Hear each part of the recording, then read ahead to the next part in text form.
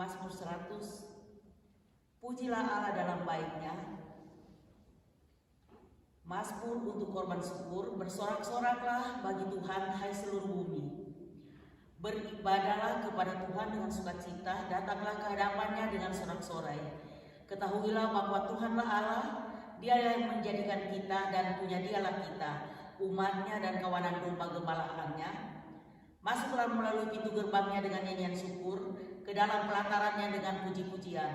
Bersyukurlah kepadanya dan pujilah namanya. Sebab Tuhan itu baik, kasih setianya untuk selama-lamanya, kesetiaannya tetap turun-temurun. Ibadah hari ini kita alaskan di dalam nama Allah Bapa, Allah Anak, dan Allah Roh Kudus. Turunlah kiranya damai dan sejahtera Allah atas kita sekalian. Saya undang saudara-saudara untuk bangkit berdiri. Kita sambut dengan pujian nomor 14. Sungguh besar kasih Allahku. Nomor 14 ya.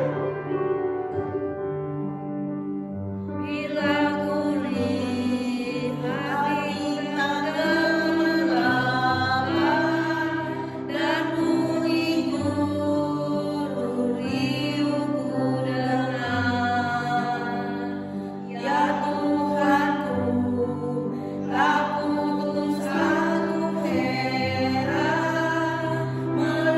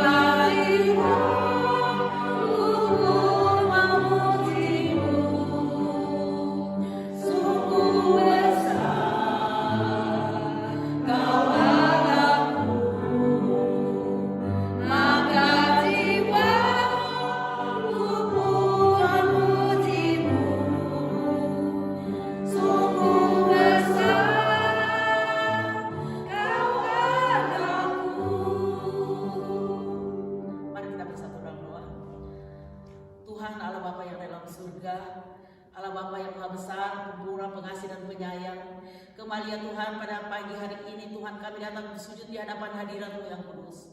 Mari Tuhan kami menyerahkan kebaktian kami ini Tuhan, mulai dari awal, pertengahan, hingga akhir Tuhan, biarlah terjadi hanya di dalam nama Tuhan Yesus. Haleluya, amin. Silakan duduk.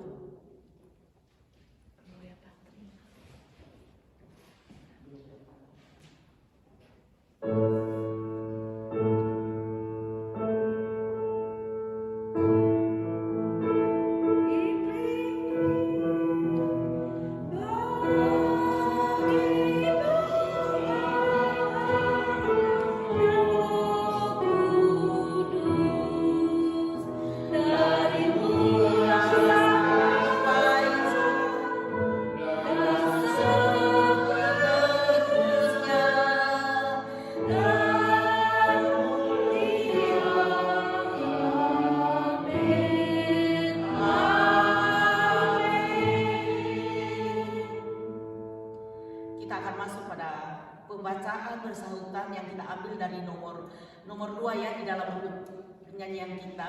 Dia ada di halaman nomor 2 dia ada di halaman 694. Kami minta kesediaan dari Ibu Tineke untuk membawa.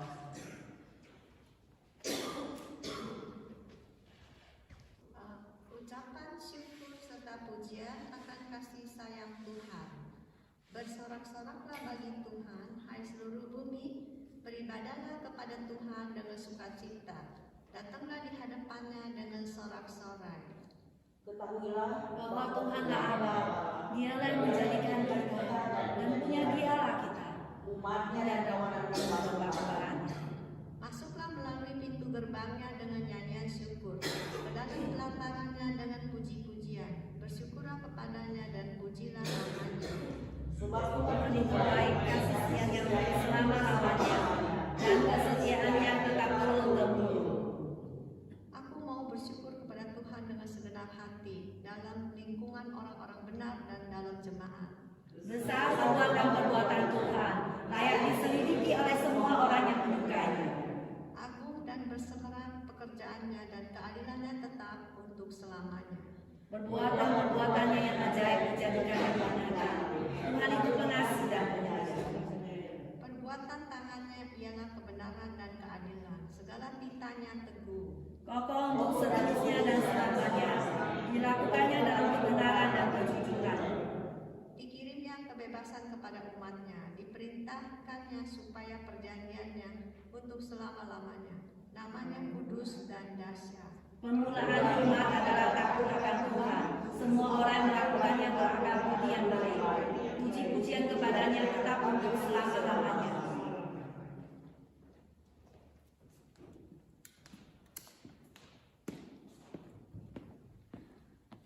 terima kasih untuk saudara Gina yang sudah membawakan pembacaan bersahutan, dan mari kita sambut dengan pujian nomor 413. Pujilah hai jiwaku.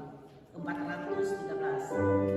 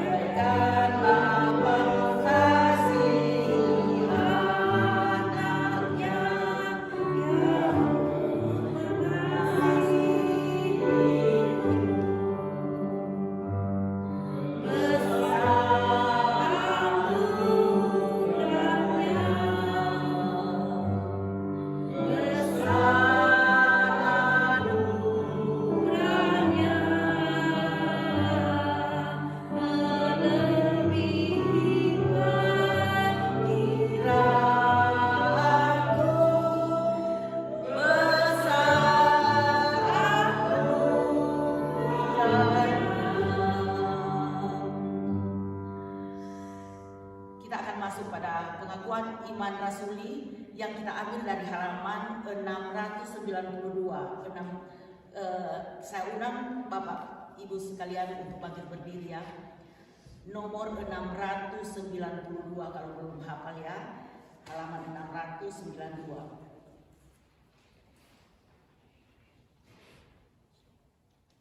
Kalau sudah siap, kita akan baca bersama-sama. Pengakuan iman rasuli. Aku percaya pada Allah, Bapa yang berkuasa, kali langit dan bumi, dan kepada Yesus Kristus, Anak yang tunggal Tuhan kita, yang dikandung daripada Roh Kudus, lahir dari anak darah Maria, yang menderita sengsara di bawah pemerintahan Pontius Pilatus, disalibkan, mati dan dikuburkan, turun ke dalam kerajaan maut. Pada hari yang ketiga, bangkit pula dari antara orang mati, naik ke surga, duduk di sebelah kanan Allah Bapa yang Maha Kuasa, dan dari sana Ia akan datang untuk menghakimi orang yang hidup dan yang mati. Aku percaya kepada Kristus, gereja yang kudus dan am, persekutuan orang kudus, pengampunan dosa, kebangkitan tubuh, dan hidup yang kekal. Amin. Amin. Mari kita masuk pada doa syafaat. Tuhan Allah Bapa yang dalam surga, kembali ya Tuhan kami datang ke hadapan hadirat-Mu yang kudus Tuhan. Kami dari sehati ya Tuhan mohon Tuhan kehadiran-Mu di tempat ini. Tuhan kami teringat akan teman-teman kami yang mungkin dalam perjalanan menuju tempat ini. Tuhan tibakan mereka dengan tidak kurang suatu apa. Demikian pula Tuhan yang tidak bisa datang karena sakit. Tuhan lawan mereka, Tuhan tumpangkan tangan-Mu Tuhan, sehingga mereka memperoleh kesembuhan, kesehatan, kekuatan, sehingga pada minggu yang akan datang mereka bisa berbakti bersama kami di tempat ini. Tuhan kami juga teringat akan orang-orang yang lemah iman dan percaya ya Tuhan. Tuhan biarlah malaikat surgawi melawat mereka Tuhan. Panggil mereka Tuhan, berikan mereka kerinduan untuk datang kepadamu. Biar mereka tahu Tuhan ada sang juru selamat yang sedang menantikan Tuhan kehadiran mereka dan pertobatan mereka. Biarlah Tuhan kami juga mengucap syukur Tuhan kalau pada hari ini kami masih ada sebagaimana kami ada. Kami tahu Tuhan nafas kehidupan yang kami miliki berasal dari Engkau. Engkau Tuhan Allah yang kami sembah adalah Allah yang luar biasa. Allah yang senantiasa menjaga memelihara kami siang dan malam adalah Allah ya dan amin. Tuhan dari tempat ini ya Tuhan kami berdoa Tuhan akan gereja kami yang kecil ini. Tuhan Engkau tahu Tuhan kami jemaatnya hanya kecil, tapi kami percaya sebagaimana kami ada di tempat ini walaupun kami hanya sebagian yang kecil, kami tahu Tuhan ini bukan oleh karena kuat dan gagah kami, tapi kami tahu Tuhan kami terpanggil Tuhan. Engkau memilih kami untuk datang di tempat ini. Sebab saat ini Tuhan sebagai teman-teman kami, mereka mau Tuhan meluangkan waktu mereka untuk dunia. Tapi kalau saat ini kami mau datang kepadamu untuk meluangkan waktu kami untuk Tuhan, kami juga sangat mengucap syukur. Tuhan mari pakai kami semua di tempat ini. Penuhi kami dengan Roh-Mu Tuhan. Segala kuasa-kuasa kegelapan yang merongrong kehidupan kami usir kami dengking di dalam nama Tuhan Yesus Kristus. Sehingga kami di sini Tuhan ada Tuhan dipenuhi dengan Roh yang senantiasa rindu untuk dibentuk, rindu untuk mendengar firman, rindu untuk diperbaharui. Tuhan pakai kami semua. Kami juga berdoa akan misi dan visi dari gereja kami. Kami hanya membawa di dalam kaki salib-Mu yang kudus. Biarlah semua terjadi di dalam nama Tuhan Yesus. Karena kami sebagai manusia hanya perencana Tuhan. Tapi segala-galanya adalah Engkau sumber jawaban kami. Dan biarlah Tuhan kami datang ke gereja bukan suatu rutinitas kami setiap hari Minggu. Tapi biarlah kami menjalankan karena kerinduan kami untuk-Mu. Tuhan dari tempat ini juga kami berdoa akan Ibu Susan yang sebentar menjadi saluran firman-Mu. Pakai dia Tuhan dengan heranan ajaib. Selubungi dia Tuhan. Biarlah dari mulutnya Tuhan berkata-kata bukan berasal dari dia, tapi Roh yang Engkau taruh dalam dia. Sehingga apabila firman-Mu ditaburkan Tuhan, masuk dalam hati kami. Dan bisa Tuhan kami bisa renungkan semua firman-Mu, kami bisa terima Tuhan. Sehingga apabila kami pulang kami membawa berkat baru yang berasal daripada-Mu. Pakai Ibu Susan Tuhan. Oh Bapa yang dalam surga, kami juga teringat akan Pak Saud yang sedang berada di LA saat ini. Tuhan lindungi dia, Tuhan jaga dia, Tuhan pelihara dia. Biarlah Tuhan dalam penginjilannya, dalam pelayanannya Tuhan Engkau juga memakai dia Tuhan. biarlah dia semakin kecil tapi Engkau semakin besar lewat kehidupannya.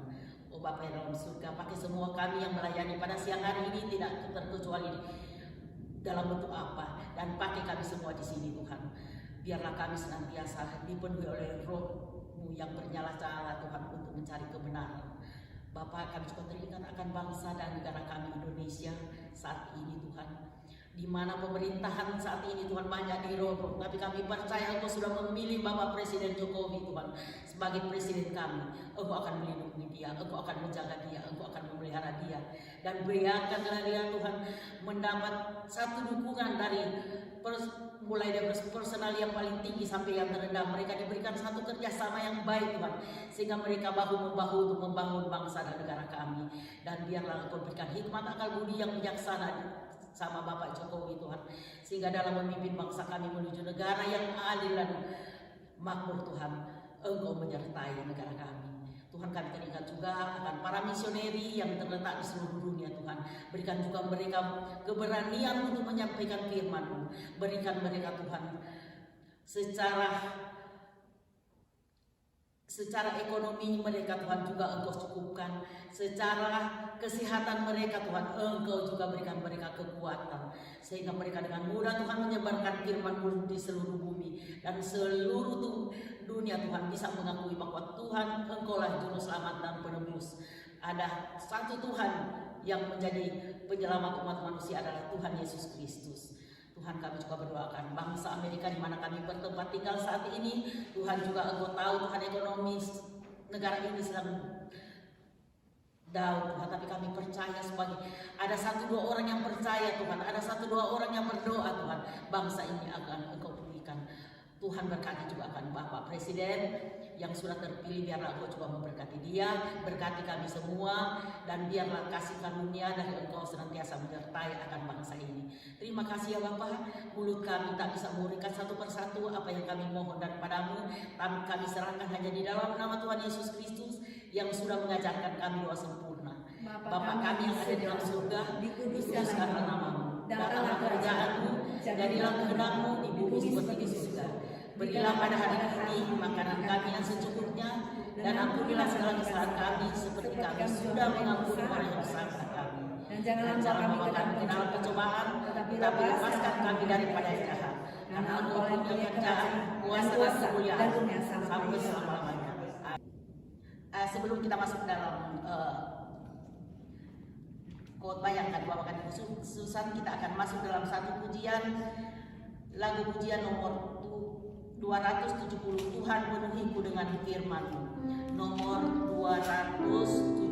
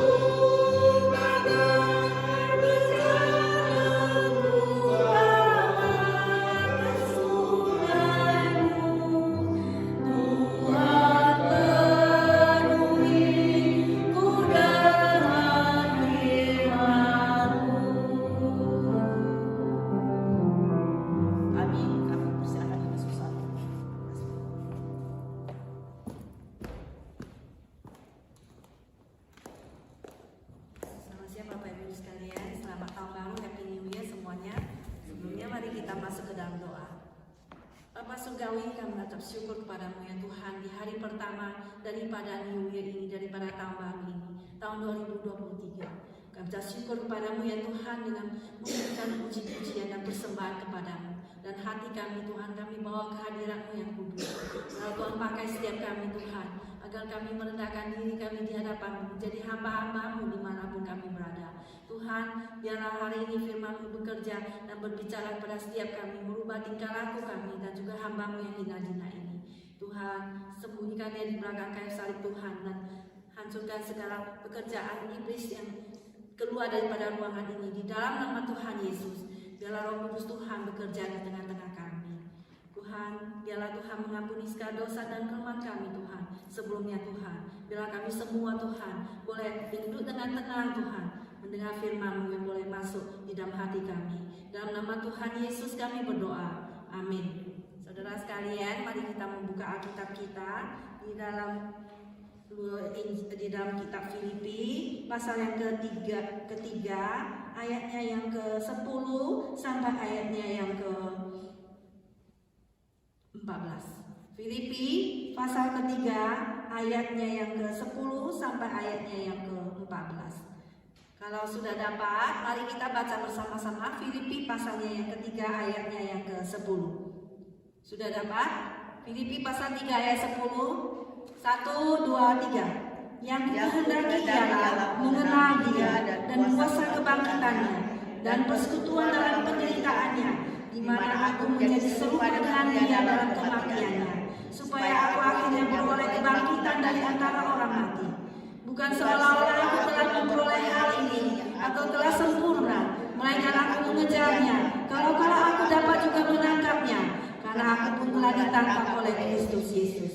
Saudara-saudara, aku sendiri tidak menganggap bahwa aku telah menangkapnya, tetapi ini yang kulakukan. Aku melupakan apa yang telah di belakangku dan mengarahkan diri kepada apa yang di hadapanku, dan berlari-lari kepada tujuan untuk memperoleh hadiah, yaitu panggilan surgawi dari Allah dalam Kristus Yesus.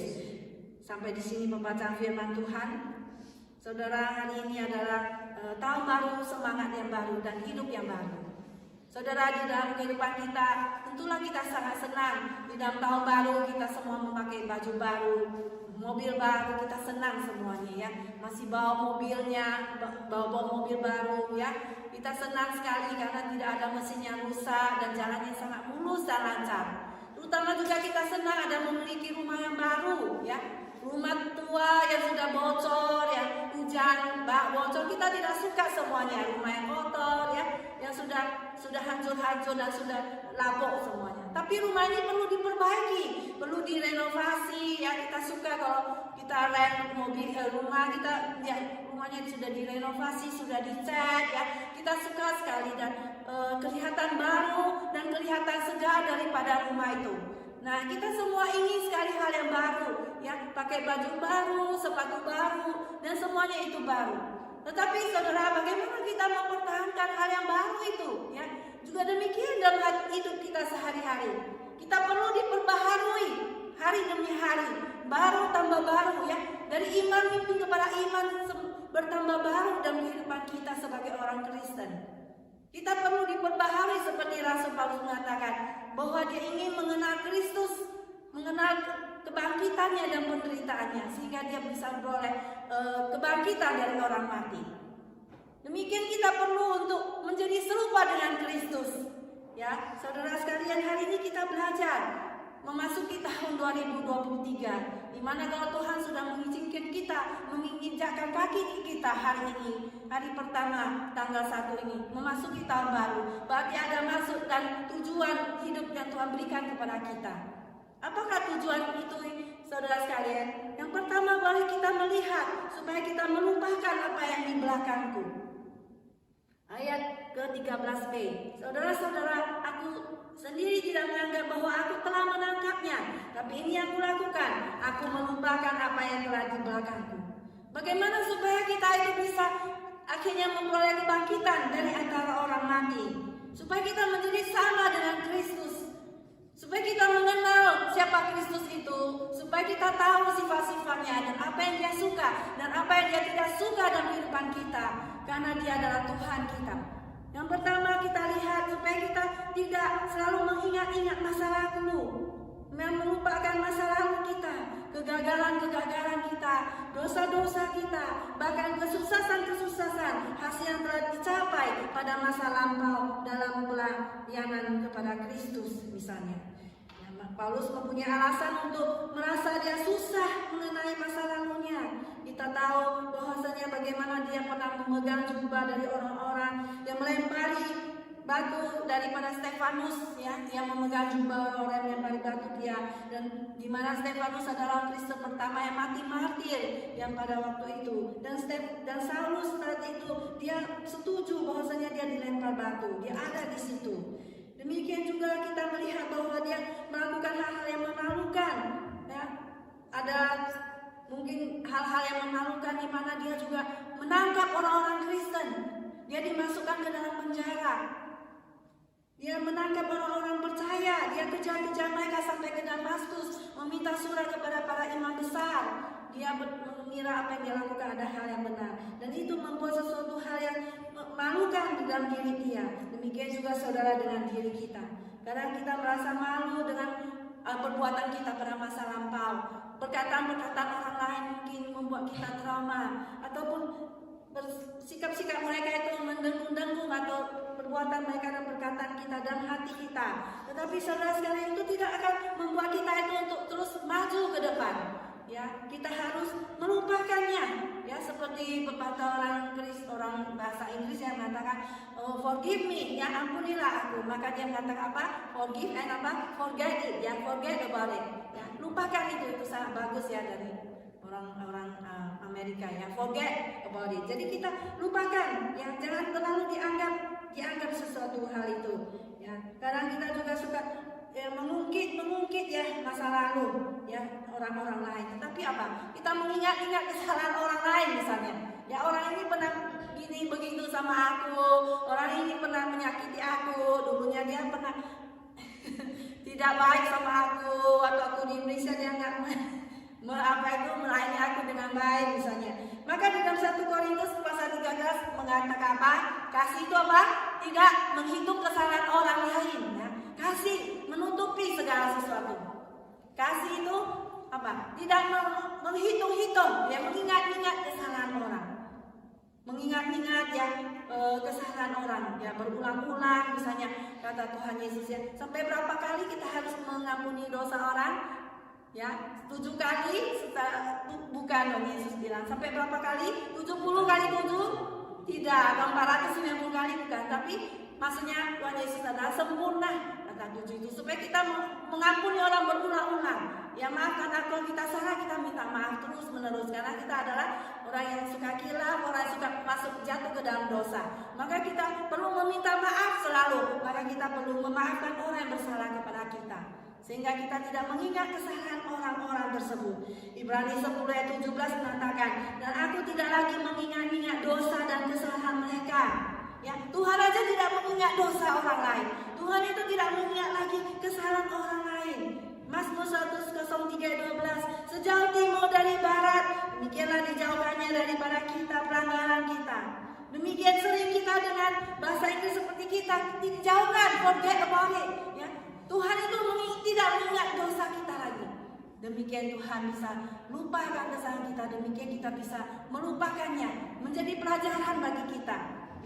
Kita boleh ingat, tapi dalam pengertian menjadi suatu pelajaran, ya, supaya kita tidak mengulang-ulang lagi kesalahan masa lalu. Dan kita memaafkan orang tersebut. Maka di dalam 2 Korintus pasal 13, pasal 2 Korintus pasal 5:17 mengatakan apa? Barang siapa yang ada di dalam Kristus, ia adalah ciptaan baru. Yang lama sudah apa?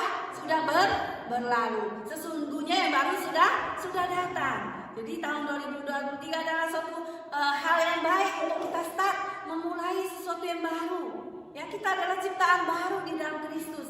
Kita dibentuk ulang. Kita diberikan Roh Kudus. Kita dimaafkan, diampuni kesalahan kita. Sehingga kita menjadi orang yang diciptakan baru di dalam Kristus. Kita itu dilahirkan kembali, ya. Nikodemus datang kepada Tuhan Yesus, bagaimanakah aku bisa mendapatkan hidup yang kekal? Maka Tuhan Yesus mengatakan, engkau harus apa? Dilahirkan kembali daripada Roh Kudus. Ya, dilahirkan kembali, kita harus percaya kepada Tuhan Yesus sebagai Tuhan dan Juru Selamat kita, mengampuni dosa kita, sehingga dosa kita akan diampuni dan kita akan diberikan apa? Hati yang baru. Kita akan dibentuk ulang oleh Tuhan melalui firman-Nya. Saudara sekalian, demikianlah keberhasilan kita seperti yang dialami oleh Paulus waktu itu. Di mana dia katakan dia adalah orang Yahudi asli, dia adalah orang Farisi yang mentaati hukum Taurat, tapi dia juga seorang penganiaya jemaat. Dan tetapi dia setelah mengenal Yesus Kristus, dia bertemu dengan Tuhan di tengah jalan Damaskus. Pada waktu itu ada suatu cahaya begitu cerah yang menusuk dia sehingga matanya menjadi buta selama 3 hari. Demikianlah Saulus bertemu dengan Yesus. Saudara, sudahkah kita bertemu dengan Yesus secara pribadi? Sejam doa kita, ya Tuhan akan mendengar doa kita secara langsung. Ya, kita minta ampun pada Tuhan dalam segala perkara dan kamar kita dimanapun, Tuhan akan mendengar doa kita. Disitulah kita mengalami perjumpaan secara pribadi dengan Tuhan. Dan di situ kita akan mengenal siapakah Tuhan Yesus Kristus. Saudara sekalian, demikianlah dia menganggapnya setelah dia mengenal Yesus itu ada suatu sampah. Sekarang dia mengenalnya Yesus itu suatu kerugian. Dan dulu dia anggap sebagai sesuatu yang untung. Tapi sekarang dia mengatakan itu adalah sesuatu hal yang rugi. Itu dianggap sebagai sampah. Dalam bahasa aslinya artinya suatu kotoran. Kotoran daripada manusia yang bau itu. Dia anggap semua itu adalah kotoran. Dia buang semuanya itu. Jadi dia melepaskan semuanya itu, dia buang semuanya hal itu, dan dia mendapatkan Kristus. Ya, supaya dia bisa mendapatkan Kristus, maka dia harus apa? Buang semua sifat yang lama, buang semua apa? Kotoran-kotoran sampah, buang semua dosa-dosa yang menghimpit kita. Ya, dosa-dosa itu seperti sesuatu yang bisa memegang kita, yang kaki kita sehingga kita nggak bisa berlari. Kita gak bisa mengikut Tuhan.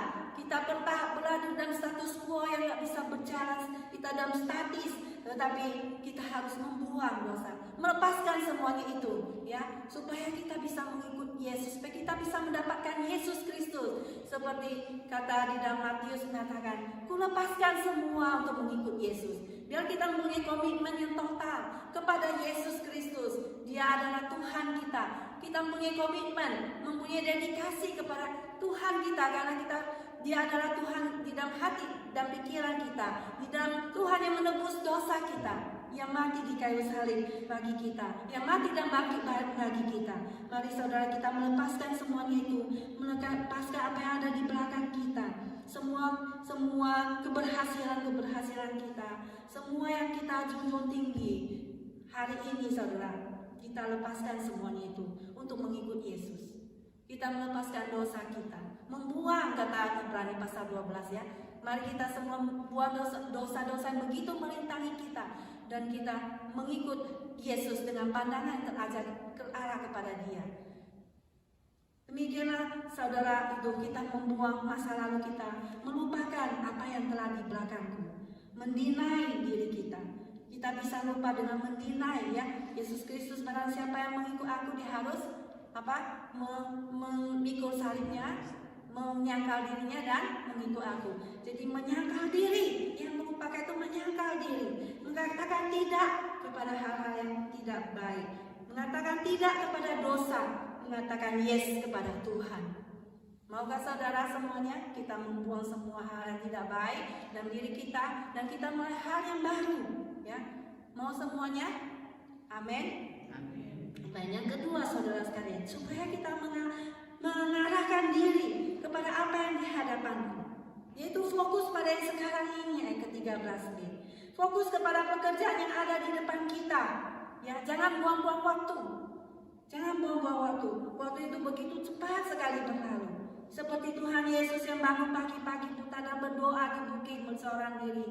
Setelah itu dia melihat orang banyak yang berbondong-bondong mengikutinya di bait Allah. Maka dia tidak buang-buang waktu, dia langsung melayani mereka. Nah, saudara, tugas apa yang ada di hadapan kita, yang sedang menanti kita di dalam gereja dan rumah tangga, di dalam pekerjaan sehari-hari, terhadap anak, terhadap cucu kita?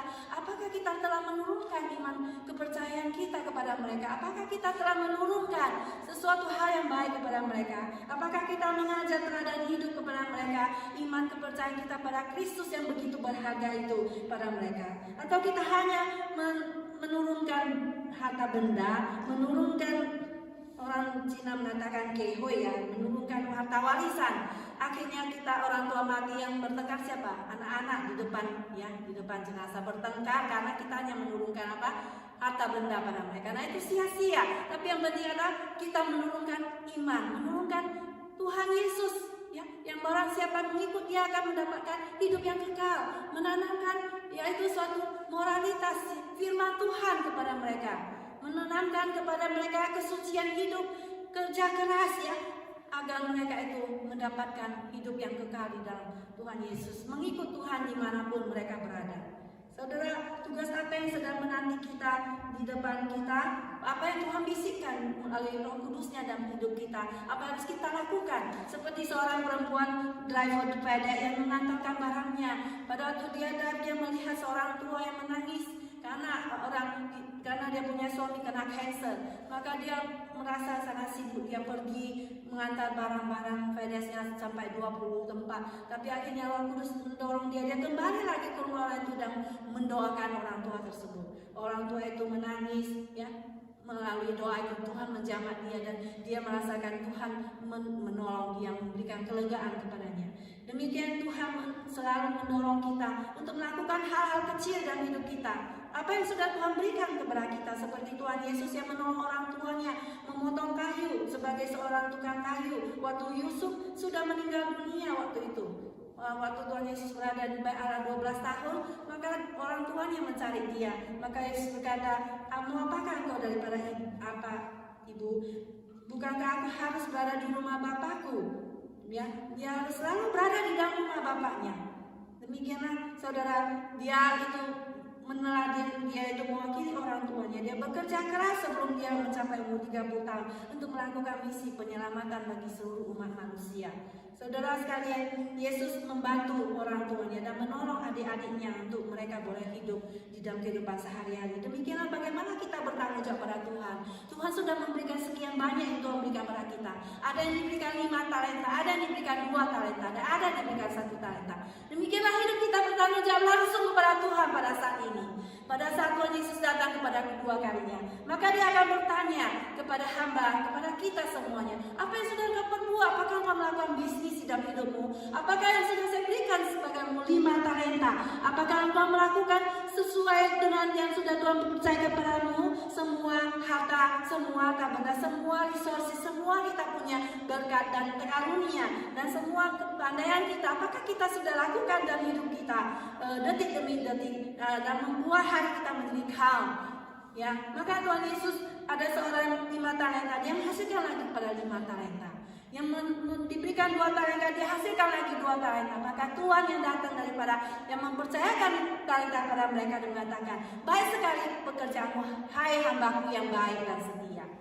Engkau akan diberikan tanggung jawab. Engkau telah setia dalam hal yang kecil, aku akan memberikan padamu tanggung jawab dalam hal yang besar. Apakah kita setia kepada Tuhan dan taat kepada Tuhan meskipun dipercayakan hal yang kecil? Maka Tuhan sudah menanyakan tanggung jawab kepada kita di dalam sehari-hari hidup kita. Kita tidak bisa main-main dalam hidup kita lagi. Kita tidak bisa lagi bersenda gurau dan bermas-masan di dalam jalan hidup ini. Karena Tuhan pada waktu dia datang kedua kali, dia akan mempertanyakan semua yang sudah Tuhan kita kerjakan. Apa yang sudah engkau kerjakan dalam dunia ini? Apakah engkau sudah lakukan apa yang sudah saya pesankan kepadamu dalam hidup ini? Apakah engkau sebagai seorang hamba yang baik dan setia, ataukah sebagai seorang hamba yang malas, sebagai seorang hamba yang tidak setia, hamba yang jahat? Itu katanya Tuhan Yesus. Satu orang diberikan 1 talenta.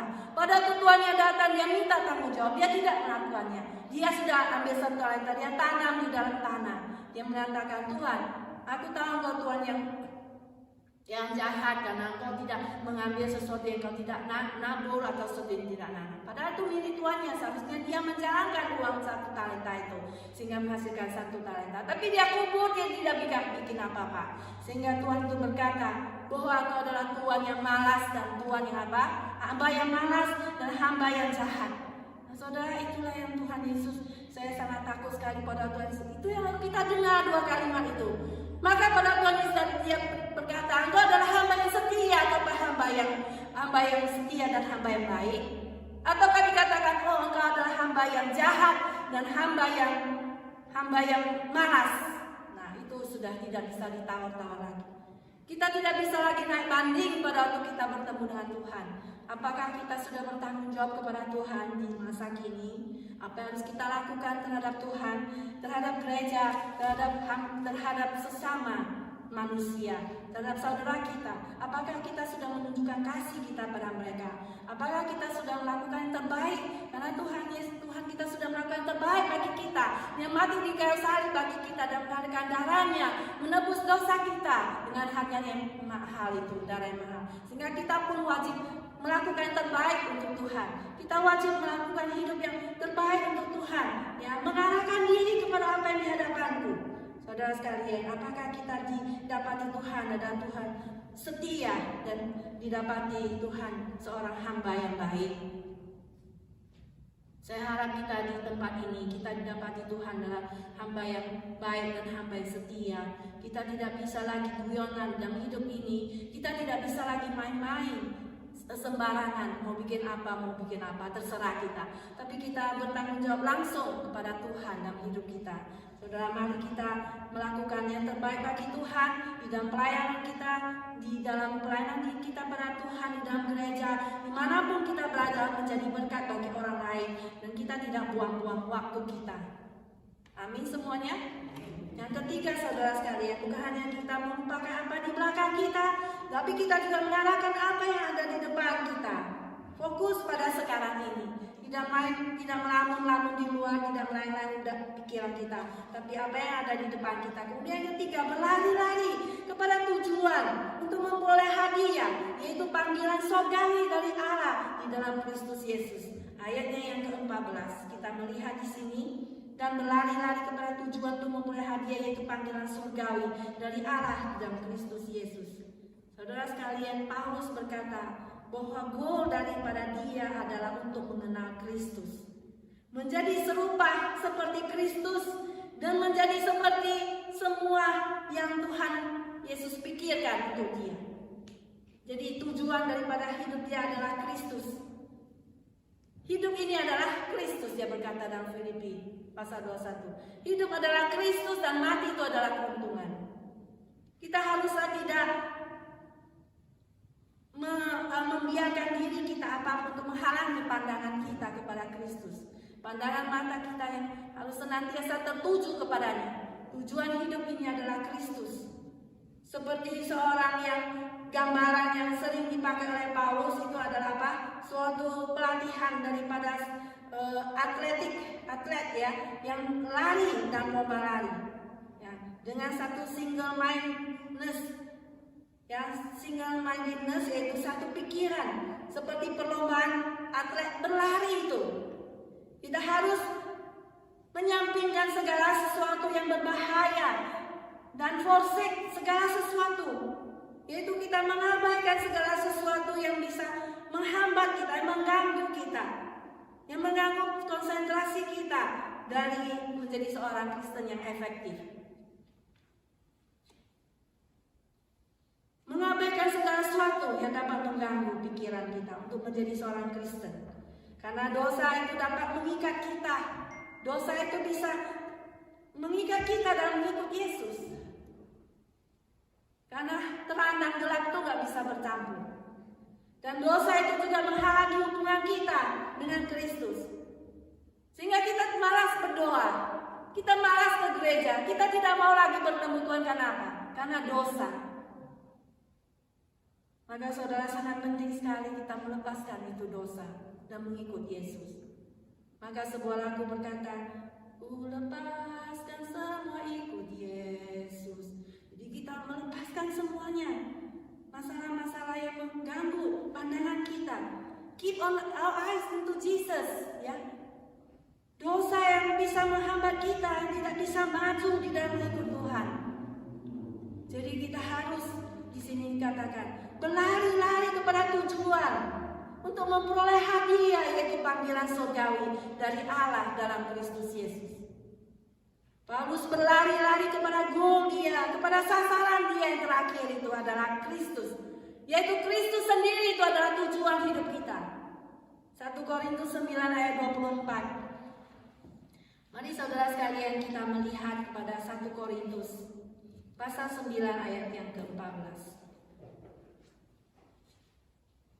1 Korintus pasal 9 ayat 14, demikianlah saya bacakan untuk saudara semuanya.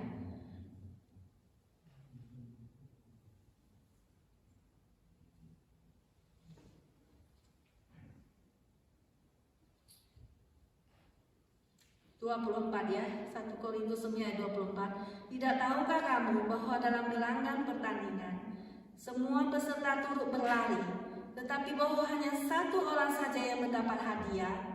Karena itu larilah begitu rupa sehingga kamu memperolehnya. Tiap-tiap orang yang turut mengambil bagian dalam pertandingan menguasai dirinya dalam segala hal. Mereka berbuat demikian untuk memperoleh suatu mahkota yang fana, tetapi kita untuk memperoleh suatu mahkota yang abadi. Sebab itu aku tidak berlari tanpa tujuan, dan aku bukan petinju yang sembarangan saja memukul. Tetapi aku melatih tubuhku dan menguasainya seluruhnya, supaya sesudah memberitakan Injil kepada orang lain, jangan aku sendiri ditolak. Demikian Paulus itu berlari kepada Goliat. Kemudian kita bandingkan di dalam ayat 8 itu. Ya, kita bandingkan kembali Filipi pasal 3 ayat 8. Malahan segala sesuatu kuanggap rugi karena pengenalan akan Kristus Yesus Tuhanku lebih mulia daripada semuanya itu. Oleh karena dialah aku telah melepaskan semuanya itu dan menganggapnya sampah supaya aku memperoleh Kristus.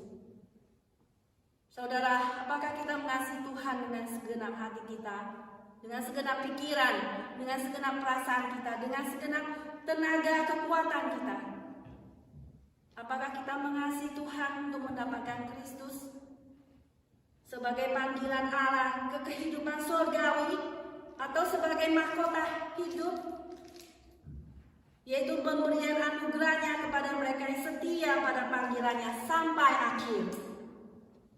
Kita melihat Yakobus pasal 1 ayat 12. Di mana kehidupan Kristen itu dikatakan oleh Paulus sebagai seorang atlet, ya, sebagai seorang atlet yang berlari kepada panggilan surgawi, yaitu Kristus sendiri. Dan di dalam Yakobus juga dikatakan di sini bahwa kita sebagai orang Kristen adalah seorang yang memenangkan kepada pencobaan. Pasal 1 ayatnya yang ke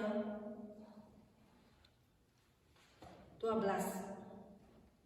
Berbahagialah orang yang bertahan dalam pencobaan, sebab apabila ia sudah tahan uji, ia akan menerima mahkota kehidupan yang dijanjikan Allah kepada barang siapa yang mengasihi Dia. Demikianlah pemberian anugerah. Berbahagialah orang yang bertahan dalam pencobaan. Ya, saudara sekalian, di mana kita bisa bertahan di dalam pencobaan, yaitu kita akan menerima mahkota kehidupan. Di mana mata kita tertuju kepada Yesus, maka kita akan sampai kepada finish line.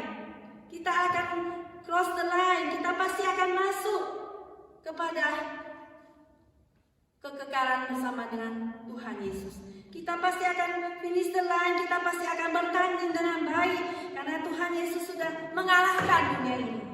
Tuhan Yesus sudah menang atas semuanya ini, maka kita pasti akan menang juga. Saudara, pandang kepada Yesus yang akan memimpin kita kepada iman dan memimpin kita kepada iman dan memimpin iman itu kepada suatu pengharapan daripada hidup yang kekal. Pandang kepada Yesus yang satu only hope, satu-satunya pengharapan kita. Di mana kalau kamu sudah start, di situ kamu akan finish, kamu akan mengakhirinya. Di mana pada waktu kita start, kita akan melihat kepada Yesus, dan pada waktu kita finish selesai, kita juga memandang kepada Yesus. Karena waktu kita pernah mengasihi Tuhan, kita pernah mencintai Yesus, kenapa saat ini kita tidak mengasihinya lagi? Pada waktu dulu kita pernah begitu berapi-api pada Yesus, tetapi pada waktu finish line itu kita menjadi apa? Kita menjadi lengah. Padahal ada orang yang bisa menyelesaikannya. Bagaimana cara kita bisa menyelesaikannya? Itu kita melihat kepada Yesus. Dia adalah seseorang yang memulai dan mengakhiri daripada iman kita itu. Saudara, pelari itu yang finish itu yang dia akan pergi kepada satu sasaran, yaitu finish line, kepada goal dia.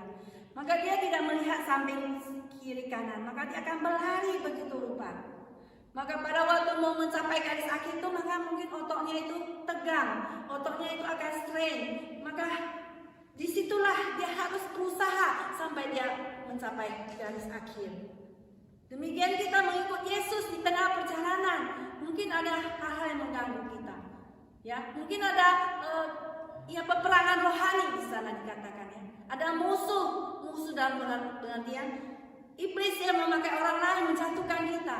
Tetapi di situ bagaimana kita diuji di atas pencobaan itu supaya kita itu menang terhadap ujian, supaya kita tidak jatuh di dalam pencobaan, supaya kita tetap mengikuti firman Tuhan, supaya kita tetap bersandar kepada Tuhan Yesus. Karena Tuhan Yesuslah yang menolong kita dimanapun kita berada. Dan sampai saat ini saudara sekalian, kita melihat pada waktu orang Israel mau masuk kepada tanah perjanjian. Waktu itu mereka sudah mau masuk ke tanah Kanaan, maka Musa mengutus 2 orang untuk mengintai tanah Kanaan. Maka 12 orang itu diutus masuk ke tanah perjanjian. Maka 10 orang melihat dan kembali melapor kepada Musa dan berkata, orang yang ada di tanah Kanaan itu, tanah perjanjian adalah orang yang raksasa. Orangnya itu tinggi-tinggi, orangnya itu pemakan orang. Dan mereka itu orang yang hebat. Dan mereka itu kita itu seperti belalang. Kita itu kecil. Kita pasti tidak bisa masuk ke tanah Kanaan, ya. Maka dia memberikan laporan seperti itu. Maka umat di sana menangis-nangis, mau melempari Musa, ya, melempari Yosua dan Kaleb. Mengatakan, kenapa kau mau membawa kita masuk ke tanah perjanjian? Mengapa kita bukan kembali lagi ke Mesir? Di situ kita enak dikasih makan daging, ya. Di situ ada daun pre, ada bawang, di situ ada daging. Kita mau makan sebanyak-banyaknya ada. Padahal di situ mereka jadi budak apa? Budak Firaun. Di situ mereka kerja paksa dengan otot-otot yang kekar supaya mereka bisa bekerja membangun piramida dan dikasih makan yang besar. Sehingga mereka itu tidak tahu mereka budak daripada Firaun. Mereka mau kembali lagi ke Mesir. Tetapi di situ ada 2 orang pengintai yaitu bernama Kaleb dan Yosua. Dan berkata kepada Musa, tanah yang akan kita masuki itu adalah suatu tanah yang berlimpah susu dan madunya. Di situ ada gandum, di situ ada anggurnya besar-besar, ada pomegranate, ya, ada semua tumbuhan buah-buahan yang bagus, ya. Kita tidak usah takut kepada orang yang berada di sana itu, ya, meskipun badannya besar-besar seperti raksasa. Kita ada Tuhan yang besar. Tuhan kita lebih besar daripada mereka. Kita pasti akan menang mengalahkan mereka. Dengan iman kita akan masuk kepada tanah Kanaan, tanah perjanjian. Jadi semua orang Israel itu marah-marah, yang berpihak pada 10 orang yang melempari batu daripada Kaleb dan Yosua. Akhirnya Tuhan melihat 10 pengintai itu dan orang Israel yang nangis-nangis, maka Tuhan marah kepada orang yang bersungguh-sungguh. Mengapa kalian tidak mengucap syukur? Kalian orang yang marah-marah ini, yang berutu, yang nggak boleh masuk ke tanah perjanjian. Umur 20 tahun ke atas, ya 21 tahun ke atas, semua berkeliling di padang belantara, di padang gunung Sinai itu berkeliling selama berapa tahun?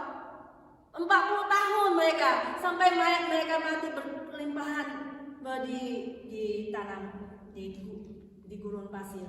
Akhirnya setelah 40 tahun mereka boleh masuk ke tanah Kanaan. Hanya 2 orang yang boleh masuk, yang tadi 10 orang sudah mati, yaitu Kaleb dan Yosua. Mana mereka percaya kepada Tuhan, bahwa Tuhan itu lebih besar daripada semua orang-orang yang ada di sana. Tuhan itu boleh menolong mereka mengalahkan orang Amalek, orang-orang yang raksasa besar-besar itu. Akhirnya memang benar, bersama dengan Tuhan mereka menang mengalahkan musuh. Mereka bisa masuk ke tanah perjanjian, ya, dengan iman kepada Tuhan. Yosua akhirnya menggantikan Musa yang sudah mati sebelum masuk ke tanah perjanjian. Karena Musa dia pernah tidak sabar pada orang Israel. Dia marah-marah pada waktu memukul dia punya batu, ya, supaya mereka dapat air. Maka dia pakai tongkat memukul tongkat itu dengan batu itu.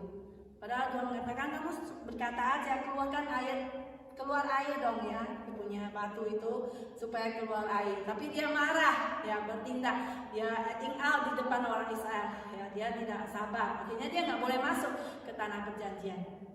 Ya, saudara sekalian, demikianlah kita semuanya. Tuhan menguji kita untuk kita tetap setia kepada Tuhan, untuk kita bersandar pada Tuhan, mengalahkan semua tantangan rintangan, mengalahkan musuh kita, yaitu siapa? Mengalahkan dosa-dosa kita. Musuh kita itu adalah dosa, ya, dan iblis, ya. Jadi kita itu apa? Mengikut Tuhan Yesus, ya, setia kepada Dia, setia kepadanya. Saudara sekalian, demikianlah Paulus mengatakan 2 Timotius 4 ayat 7 sampai 8. Dia mengatakan demikian. Aku telah mengakhiri pertandingan yang baik. Aku telah mencapai garis akhir. Dan aku telah memelihara iman. Dia telah memelihara iman. Ya, apakah kita juga tetap beriman kepada Tuhan sampai titik terakhir? Ya, dia katakan, sekarang telah tersedia bagiku mahkota kebenaran yang akan dikaruniakan kepadaku oleh Tuhan, hakim yang adil pada harinya. Tetapi bukan hanya kepada mereka, bukan hanya kepada mereka saja, tapi kita juga semua orang yang menantikan kedatangannya. Saudara sekalian, mari kita memasuki tahun yang baru ini dengan new opportunity, dengan kesempatan yang baru. Ya, mari kita kejar, ya, kesempatan itu. Kita mengejar kesempatan untuk melayani Tuhan, mengejar Kristus untuk mengenal Dia, mengejar untuk bersekutu dengannya, mengejar tentang hal-hal surgawi, mengejar tentang firman Tuhan.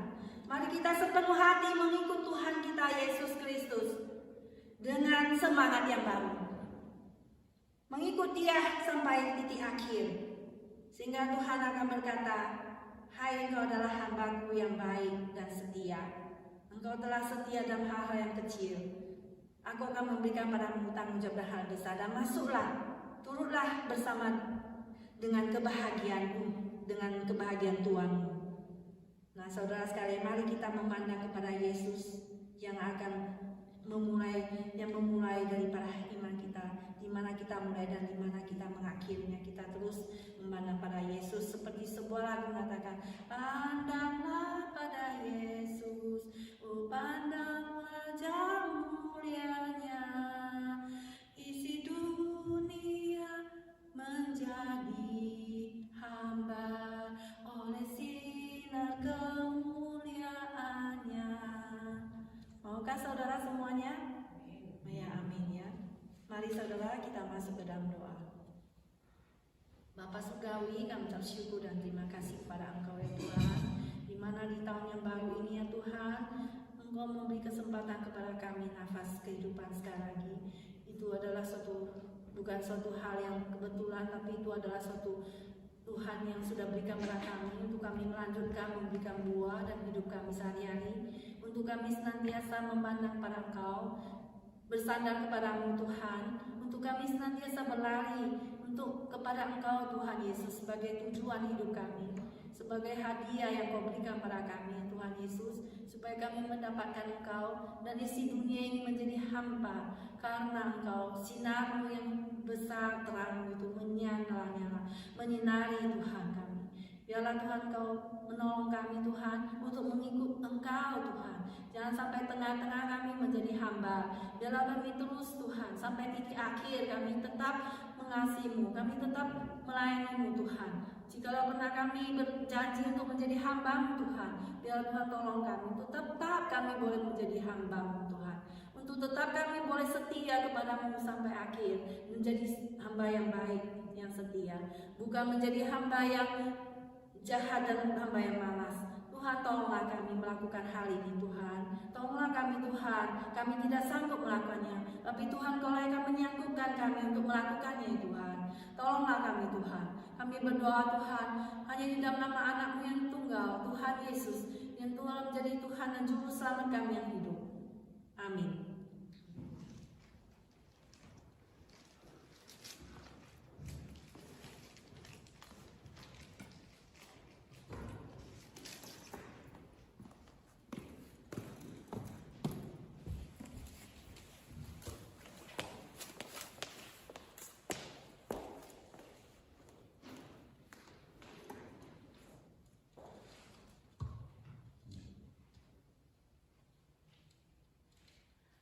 kasih untuk Ibu Susan yang sudah melayani kita pada siang hari ini dan mengingatkan kita firman yang begitu indah ya, mengajarkan kita untuk terus berlari untuk mencapai kehidupan yang kekal, mendapat mahkota yang Tuhan sediakan untuk kita. Kadang-kadang untuk mendapatkan suatu mahkota itu bukan satu hal yang mudah ya. Di tengah jalan sudah datang malas. Seperti hari ini kayaknya capek sekali untuk datang di gereja. Tapi ada satu ketakutan ya, kita hanya mengejar dunia dan tidak mengejar Tuhan, itu juga satu kesalahan. Dan itulah yang menguatkan kita semua. Kalau kita ada di tempat ini, saya percaya kita semua hanya untuk mengejar dan berlari mendapatkan mahkota yang kekal. Amin. Dan mari kita akan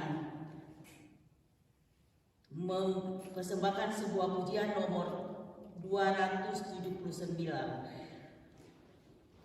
Perkenankan melayani kita, tapi sekarang tiba saatnya untuk kita melayani pekerjaan Tuhan di muka bumi, dan kita akan memberi persembahan yang akan dilayani oleh Ibu Lili. Pada ayatnya yang kedua saya minta untuk dijalankan persembahan oleh Ibu Lili ya. Nomor 279.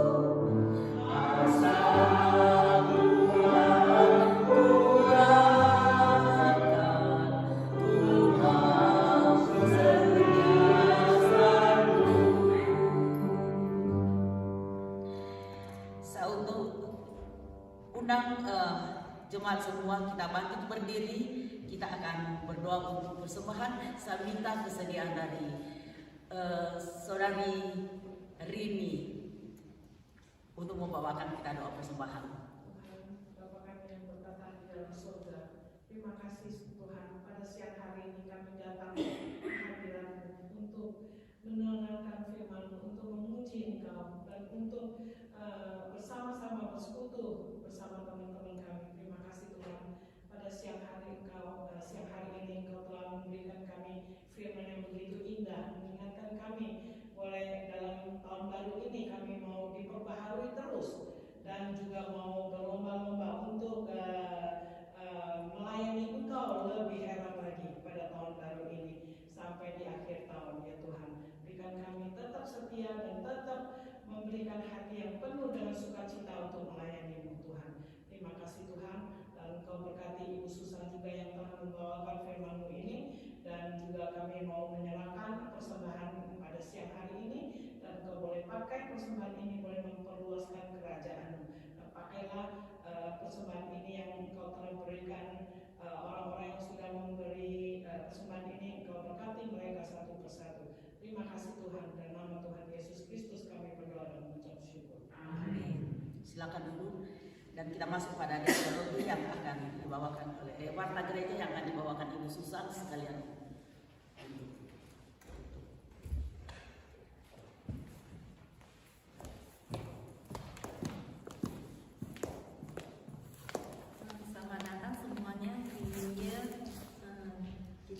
bersyukur dan bersambut dengan gembira hari ini yang datang ibadah pada hari ini. Saya boleh persilakan untuk perkenalkan diri ya, siapa yang hadir hari ini. Saya persilakan untuk bangkit berdiri untuk mengenalkan dirinya. Ada orang-orang baru. Siapa namanya? Ya. Ya, kita sambut dengan tepuk tangan ya. Ya, puji Tuhan ya, hari pertama New Year kita harap kita mempunyai semangat yang baru dan suatu cita-cita yang baru untuk Tuhan, untuk melayani Tuhan dengan segenap hati kita dan mengasihinya.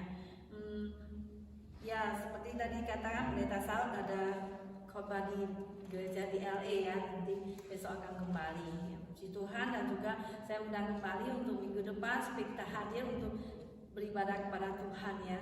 Dan hari ini ada kita pianis baru yaitu Enten ya, dia meskipun belum terlalu ini tapi dia latihan, tapi tidak terlalu doakan biar bisa lebih lancar lagi. Ya, puji Tuhan. Ini kita akan mengakhiri ibadah kita. Mari kita semua bangkit berdiri. Kita akan menyanyikan lagu doksologi disertai doa berkat dan amin song.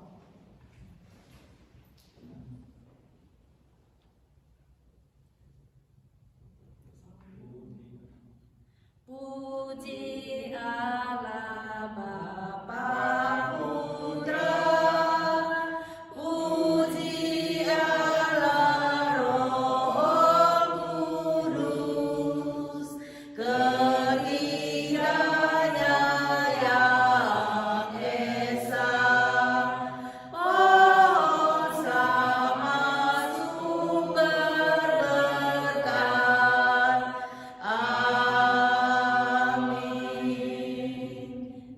Jemaat dikasih Tuhan, mengarahkan hati dan pikiran kepada Tuhan, maka berkat daripada Allah Bapa kita dan persekutuan daripada Tuhan kita Yesus Kristus dan juga Roh-Nya yang kudus menyertai kita mulai saat ini sampai selama-lamanya. Amin. Amin.